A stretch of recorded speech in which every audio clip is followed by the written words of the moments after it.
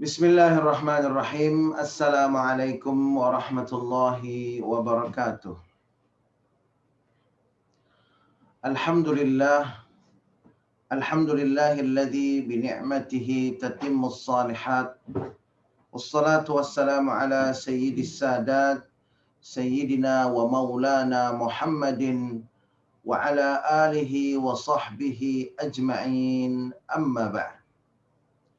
قال الله سبحانه وتعالى في القرآن الكريم أعوذ بالله من الشيطان الرجيم بسم الله الرحمن الرحيم قل هل يستوي الذين يعلمون والذين لا يعلمون إنما يتذكر أولو الألباب صدق الله مولانا العظيم.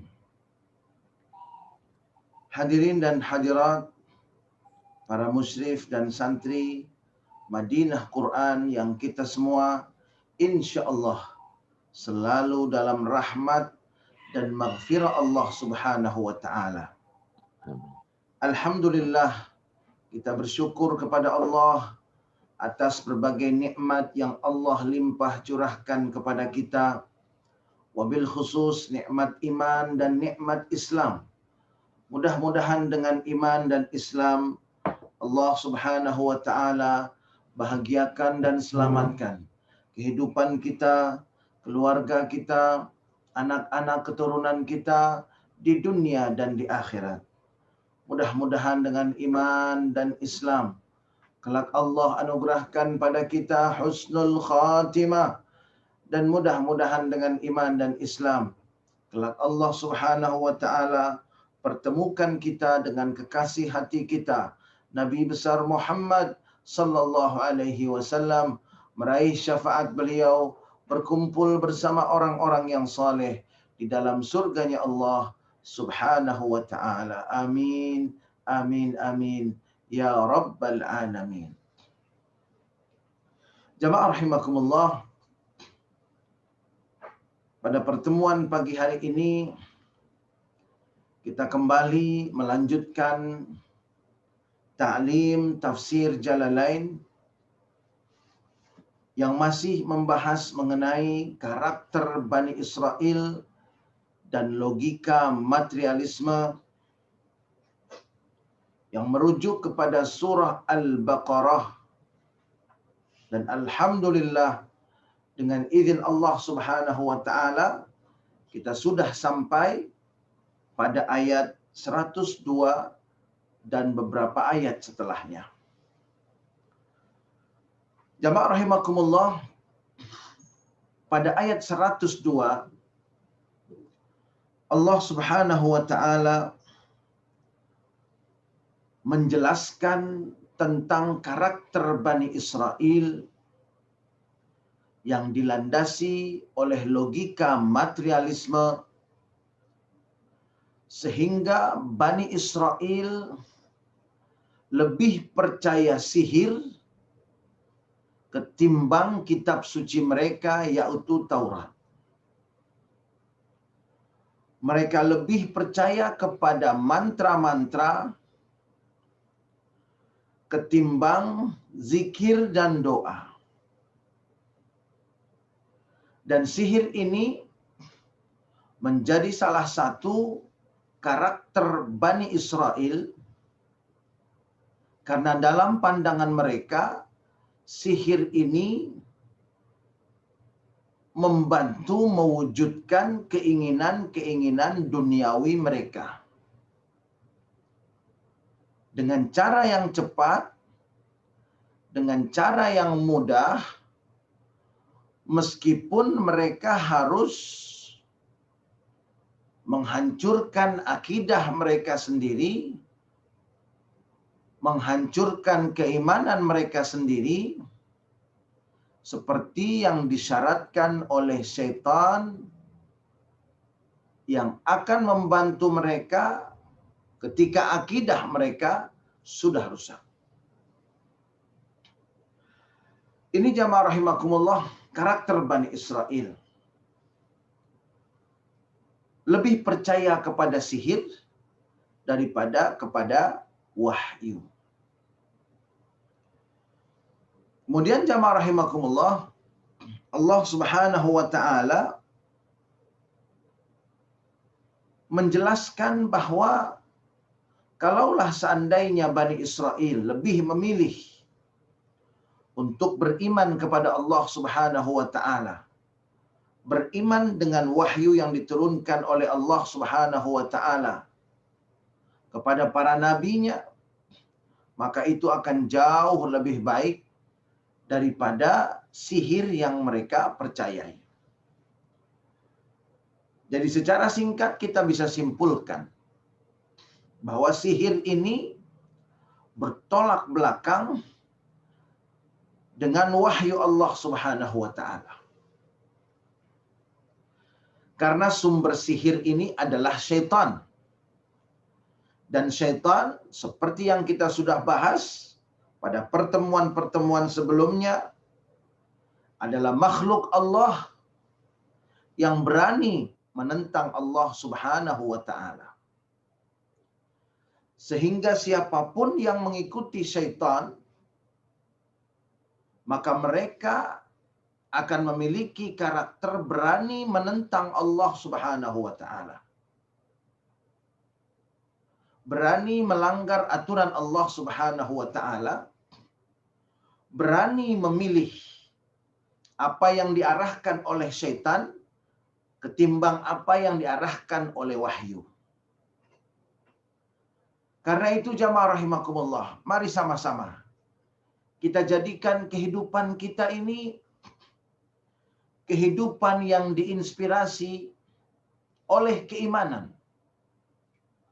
Bukan kehidupan yang digerakkan oleh hawa nafsu dan ambisi semata.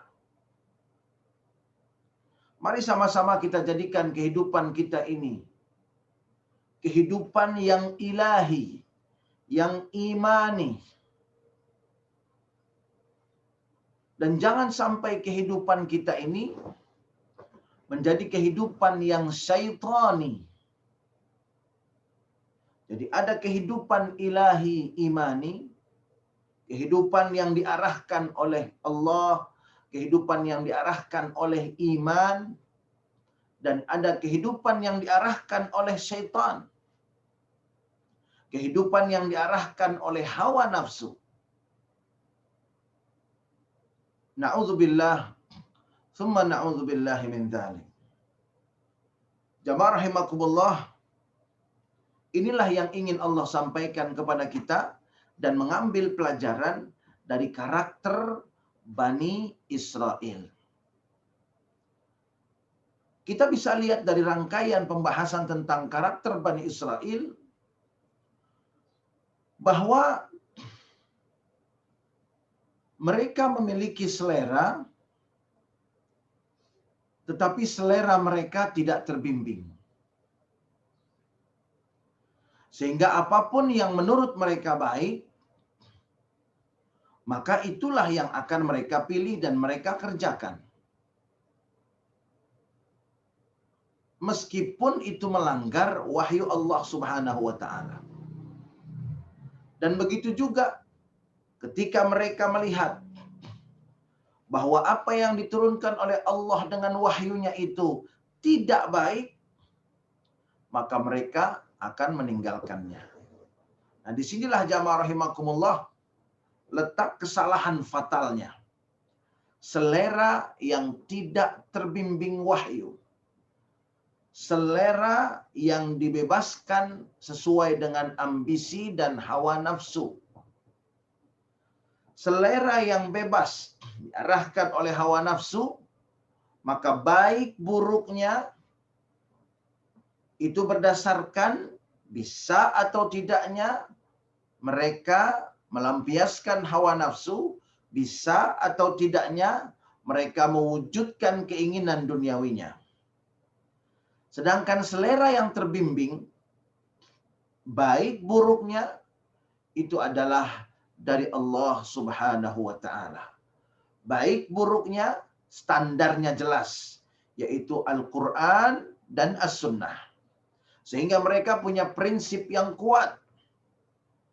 Meskipun kata saya ini baik, Kalau kata Al-Quran dan As-Sunnah tidak baik, maka berarti itu tidak baik.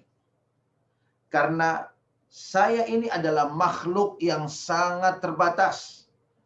Sedangkan Al-Quran dan As-Sunnah itu adalah wahyu dari Allah Subhanahu wa Ta'ala yang maha mengetahui dan maha berkuasa. Mudah-mudahan jamaah rahimakumullah, dengan mengikuti majlis-majlis tafsir, kita mengkaji ayat demi ayat, dengan harapan mudah-mudahan selera kita menjadi selera yang terbimbing. Baik buruk menurut kita adalah baik buruk menurut Al-Quran dan As-Sunnah. Bukan baik buruk menurut pemikiran kita, pengalaman kita, hawa nafsu, dan ambisi kita. Jamaah rahimakumullah. Kalau selera kita terbimbing, maka insya Allah pilihan kita, tindakan kita, sikap kita akan menyelamatkan dan membahagiakan kita dunia akhirat. Dan sebaliknya, kalau selera kita tidak terbimbing, maka jamaah rahimakumullah, pilihan kita, tindak tanduk kita, sikap kita, perbuatan kita justru akan menyengsarakan kehidupan kita di dunia dan di akhirat. Inilah jamaah rahimakumullah yang bisa kita intisarikan dari tafsir surah Al-Baqarah ayat 102 dan 103. Lalu kemudian kita lanjutkan pada ayat 104. Allah Subhanahu wa Ta'ala berfirman, A'udzu billahi minasyaitonir rajim. Bismillahirrahmanirrahim. Ya ayyuhalladzina amanu la taqulu ra'ina wa qulu unzurna wasma'u walil kafirina adzabun alim.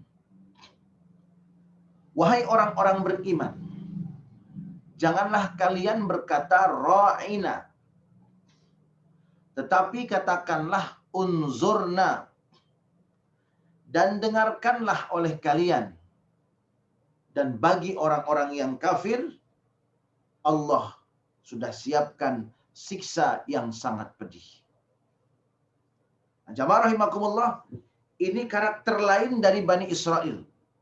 Mari kita lihat apa karakter yang dimunculkan dalam ayat ini. Di awal ayat ini Allah memanggil orang-orang yang beriman. Ya ayyuhalladzina amanu. Wahai orang-orang yang beriman. Arti iman adalah percaya penuh bahwa apapun yang diperintahkan Allah itu adalah baik. Apapun yang dilarang Allah itu adalah buruk. Apapun yang diperintah Allah itu bermanfaat. Apapun yang dilarang Allah itu tidak bermanfaat. Allah memanggil ya ayyuhalladzina amanu. Dan di dalam Al-Quran, ketika Allah memanggil ya ayyuhalladzina amanu, maka setelahnya adalah perintah dan larangan. Karena hanya orang beriman yang akan mengerjakan perintah dan menjauhi larangan. Jamaah rahimakumullah, Rasulullah SAW sendiri, seperti yang sudah kita pelajari di dalam kitab Fathul Bari, Syarah Sahih Bukhari, pada ta'lim Sabtu subuh, Rasulullah SAW membagi ada orang muslim, ada orang mukmin. Jadi ada orang muslim dan ada orang mukmin. Kalau orang mukmin itu adalah orang muslim yang sudah melaksanakan perintah Allah dan menjauhi larangannya. Nah, ini disebut dengan mukmin. Jadi mukmin ini adalah sudah masuk Islam dengan mengucapkan 2 kalimat syahadat dan sudah beriman, dan imannya itu sudah menggerakkan dia untuk beramal. Nah, ini seorang mukmin. Jadi syahadat, iman, amal. Sedangkan seorang muslim yaitu adalah orang yang sudah mengucapkan 2 kalimat syahadat. Hatta mereka belum sholat sama sekali, belum berpuasa sama sekali, belum mengeluarkan zakat sama sekali, belum mengerti apa-apa tentang Al-Quran, belum tahu apapun tentang As-Sunnah. Jamaah rahimakumullah, karena itu seseorang yang baru masuk Islam, kemudian mereka mengucapkan syahadat, maka detik itu juga setelah mengucapkan syahadat, dia sah sebagai seorang muslim atau muslimah. Padahal dia belum sholat. Padahal dia belum melakukan kewajiban-kewajiban dalam agama Islam. Padahal dia belum mengerti Al-Quranul Karim atau bahkan buta sama sekali tentang Al-Quranul Karim. Tetapi dengan ucapan syahadatain, asyhadu an la ilaha illallah wa asyhadu anna Muhammadar Rasulullah, maka detik itu pula orang itu telah menjadi seorang muslim. Padahal belum beramal. Nah, jamaah rahimakumullah, ini perbedaan antara muslim dengan mukmin. Karena itu jamaah rahimakumullah, bisa kita temukan bahwa ada orang muslim yang tidak sholat umpamanya. Ada orang muslim yang minum khamar. Na'udzubillah, thumma na'udzubillah min dzalik. Allahumma ba'idna wa ahlana wa dzurriyyatina min dzalik. Ya Allah, jauhkan diri kami, keluarga kami, dan anak-anak keturunan kami dari melakukan hal yang seperti itu, ya Allah, ya Rabbal Alamin. Amin, ya Rabbal Alamin. Jauhkan, ya Allah. Ada orang muslim minum khamar. Ada orang muslim yang meninggalkan sholat. Ada orang muslim yang tidak berpuasa di bulan suci Ramadan. Bahkan ada orang muslim yang melanggar larangan Allah, umpamanya mereka memakan babi. Jadi dia mengaku muslim tetapi mengkonsumsi apa yang diharamkan oleh Allah Subhanahu wa taala. Nah, ini jamaah rahimakumullah.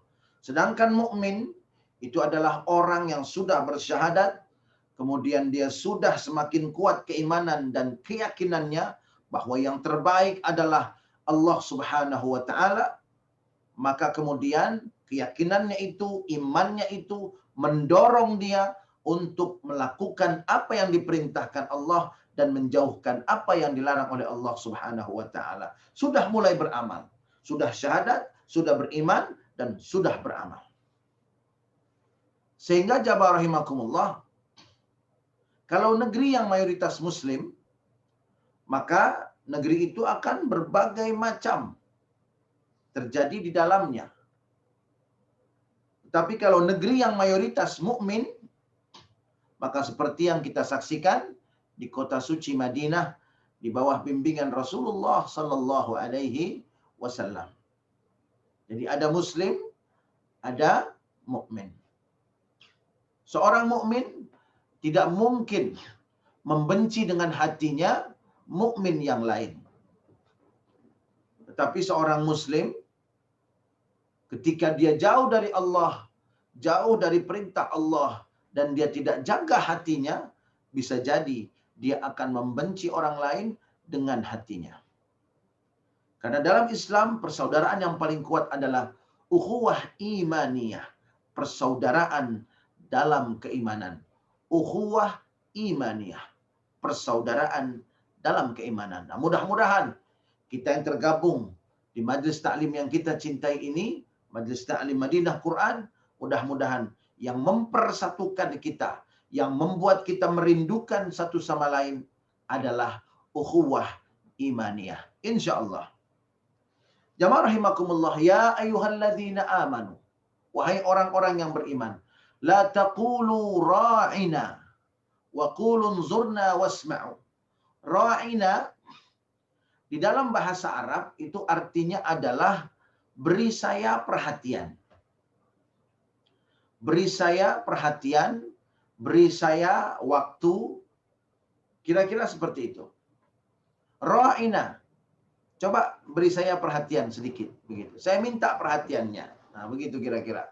Ra'ina itu adalah arti ra'ina dalam bahasa Arab. Lalu pertanyaannya, mengapa Allah melarang orang-orang beriman mengucapkan ra'ina?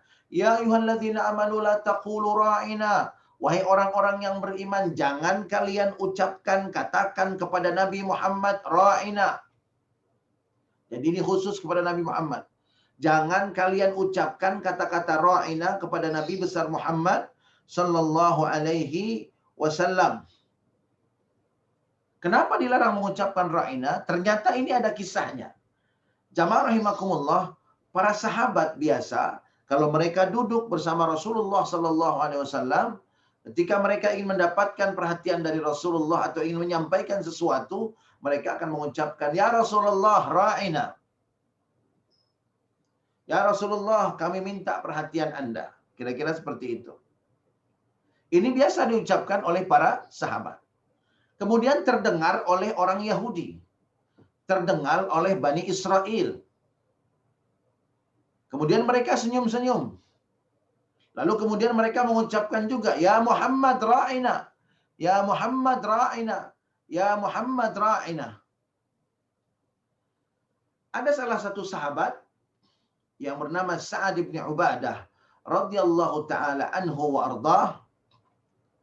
Beliau ini menguasai beberapa bahasa, termasuk bahasa Ibrani. Jadi beliau bisa bahasa Persia, ya. Kemudian bisa bahasa Ibrani, dan bisa bahasa Aramik, serta bahasa-bahasa lain, termasuk bahasa Ibrani. Dan beliau tahu bahwa di dalam bahasa Ibrani, kata-kata ra'ina ini memiliki arti yang jelek. Berbeda dengan artinya di dalam bahasa Arab. Ra'ina ini artinya jelek. Minar ru'unah. Di dalam bahasa Ibrani, ra'ina ini artinya orang yang ceroboh karena kebodohannya. Jadi ra'ina ini kalau dalam bahasa Ibrani, itu adalah kata yang diucapkan untuk menghina dan mengejek orang. Kata yang digunakan untuk mencela orang. Ra'ina. Dasar ceroboh kamu. Dasar bodoh kamu. Sembrono kamu. Kurang hati-hati kamu. Asal-asalan kamu. Kira-kira seperti itu. Itu arti ra'ina di dalam bahasa Ibrani. Nah, bangsa Yahudi waktu itu mendengar sahabat-sahabat Nabi mengucapkan itu kepada Rasulullah sallallahu alaihi wasallam. Sehingga kemudian mereka mengucapkan hal yang sama, kata yang sama kepada Nabi besar Muhammad sallallahu alaihi wasallam, tetapi dengan niat yang berbeda. Kalau para sahabat mengatakan ra'ina itu untuk meminta perhatian dari Rasulullah sallallahu alaihi wasallam, maka jamaah rahimakumullah, bangsa Yahudi mengucapkan ra'ina kepada Nabi besar Muhammad sallallahu alaihi wasallam untuk mengejek beliau, untuk mencela beliau. Sehingga inilah karakter Bani Israel, jamaah rahimakumullah.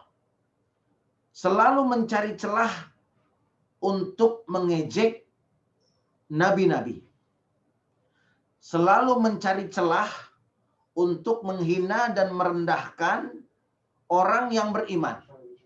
Ini kalau kita simpulkan dan kita ambil pelajarannya, maka inilah karakter Bani Israel. Mereka mencari celah bagaimana caranya dengan bahasa yang sama tapi dengan niat yang berbeda, mereka bisa mengejek orang-orang yang beriman kepada Allah Subhanahu wa taala. Mereka bisa mengejek orang Islam. Meskipun dengan kata-kata yang biasa digunakan oleh orang Islam sendiri, mereka gunakan kata-kata itu tentunya dengan niat untuk mengejek. Bahkan seperti itu mereka lakukan. Nah, inilah jamaah rahimakumullah karakter Bani Israel. Mereka sangat suka menghina, mengejek, merendahkan orang-orang yang menyuarakan kebenaran. Na'udzubillah, thumma na'udzubillah min dzalik. Saya pernah sampaikan jamaah rahimakumullah, ketika seseorang menolak kebenaran, tersinggung dengan kebenaran, terintimidasi oleh kebenaran, dan kebenaran itu datang dari Allah Subhanahu wa taala, maka itu pertanda hati orang tersebut terdapat penyakit yang sangat berbahaya. Karena semestinya kita ini harus menerima kebenaran, bahkan sekalipun itu bertentangan dengan kepentingan duniawi kita, kita tetap wajib untuk menerima kebenaran itu dibandingkan dengan yang lainnya. Nah, inilah jamaah rahimakumullah yang ingin dimunculkan oleh Allah pada ayat ke-104. Ya ayyuhalladzina amanu la taqulu ra'ina. Allah Subhanahu wa taala tahu bahwa bangsa Yahudi itu ingin mengejek Nabi, ingin mencela Nabi, ingin menghina Nabi, ingin merendahkan Nabi besar Muhammad sallallahu alaihi wasallam. Sehingga ketika dapat kata-kata ra'ina, mereka katakan juga kepada Rasulullah sallallahu alaihi wasallam dengan niat untuk merendahkan beliau. Lalu kemudian Allah larang orang-orang beriman karena mereka mengatakan, Sa'ad radhiyallahu anhu tahu, orang Yahudi katanya, ketika beliau mendengar bangsa Yahudi mengatakan itu kepada Rasulullah, Sa'ad bin Ubadah ini kemudian mendatangi mereka. Kemudian mengatakan kepada mereka dengan tegas. Coba perhatikan bagaimana sikap para sahabat ketika Rasulullah SAW dihina dan direndahkan. Sa'ad bin Ubadah mengatakan, hei bangsa Yahudi, kalau kalian berani sekali lagi menghina Rasulullah SAW, aku akan tebas batang lehermu. Itu kata Sa'ad bin Ubadah. Lalu bangsa Yahudi berkata, loh, kenapa Anda marah? Anda nggak seharusnya marah. Biasa-biasa saja. Jangan emosi seperti itu. Ini kan kata yang kalian ucapkan juga. Kalian juga ucapkan kepada Nabi Muhammad SAW. Kenapa kalian boleh ucapkan? Untuk kami kalian tidak boleh. Kalian larang. Apa alasannya? Itu kata bangsa Yahudi. Lalu kemudian jamaah rahimakumullah, Allah Subhanahu wa taala kemudian menyelesaikan masalah ini dengan menurunkan wahyu yang melarang umat Islam untuk menggunakan kata ra'ina yang ditujukan kepada Nabi besar Muhammad sallallahu alaihi wasallam. Wa qul unzurna wasma'u. Penggantinya adalah unzurna. Jadi yang dilarang ra'ina. Ra'ina ini dilarang. Tadi digunakan kemudian dilarang. Lalu penggantinya adalah unzurna. Sehingga para sahabat setelah itu tidak ada lagi satupun yang mengatakan ra'ina. Nah ini jamaah rahimakumullah. Bahkan ketika Allah dan Rasulnya melarang menggunakan satu kata, para sahabat mengatakan sami'na wa ata'na. Mereka tidak pernah lagi menggunakan kata ra'ina kepada Rasulullah sallallahu alaihi wasallam. Luar biasa. Barangkali ada orang yang mengatakan, apa sih susahnya? Apa sih bahayanya? Kok cuma satu kata? Kenapa seperti itu? Apakah itu tidak berlebihan? Itu bukan menjadi sikap para sahabat. Keimanan yang penuh, akidah yang kuat, membuat mereka selalu mengatakan sami'na wa ata'na. Tanpa banyak bertanya. Karena mereka sudah percaya betul bahwa yang terbaik adalah perintah Allah. Dan yang terburuk untuk mereka adalah larangan Allah Subhanahu wa ta'ala. Sehingga ketika Allah melarang satu kata untuk diucapkan, mereka langsung melaksanakannya. Masya Allah, subhanallah. Mudah-mudahan kita bisa mencontoh generasi emas para sahabat. Allah memerintahkan wa qul unzurna, katakanlah unzurna, ganti katanya, jangan ra'ina, unzurna. Artinya sama, tetapi unzurna ini tidak bisa dimanfaatkan oleh orang Yahudi untuk menghina Nabi besar Muhammad SAW meskipun secara terselubung. Jadi menghina Rasulullah baik zahiran secara terang-terangan, jahran secara terang-terangan, atau sirran secara sembunyi-sembunyi bahkan terselubung, itu juga tidak boleh. Umat Islam harus betul-betul membela Nabi besar Muhammad SAW ketika dihina baik terang-terangan ataupun secara tersembunyi seperti yang dilakukan oleh sahabat Sa'ad bin Ubadah. Jamaah rahimakumullah, Allah berikan kata gantinya, unzurna wasma'u, dan dengarkanlah oleh kalian. Kenapa Allah mengatakan wasma'u kepada Bani Israel ini? Wasma'u, kalian ini dengarkanlah. Pertanyaannya, apakah mereka tidak mendengar? Mereka mendengar semua. Pendengarannya bagus, telinganya bagus. Tidak ada fungsi fisik yang rusak. Tidak ada fungsi telinga yang berkurang. Semuanya jelas dan terang. Tetapi kenapa Allah Subhanahu wa taala mengatakan wasma'u, dengarlah? Karena jamaah rahimakumullah, mereka pernah berkata sami'na wa asaina. Kami dengar dan kami tidak akan lakukan. Ya kami dengar saja, tapi dilakukan yang enggak begitu. Itu juga karakter Bani Israel. Karena itu dalam ayat ini wasma'u, dengarlah oleh kalian. Dalam tafsir Jalalain dikatakan sima'a qabulin, dengan pendengaran yang menerima apa yang diwahyukan oleh Allah Subhanahu wa taala. Walil kafirina adzabun alim, dan bagi orang-orang yang kafir mereka akan merasakan siksaan yang paling pedih. Na'udzubillah, thumma na'udzubillahi min dzalik. Jamaah rahimakumullah, inilah taklim tafsir Jalalain kita untuk kesempatan pagi hari ini.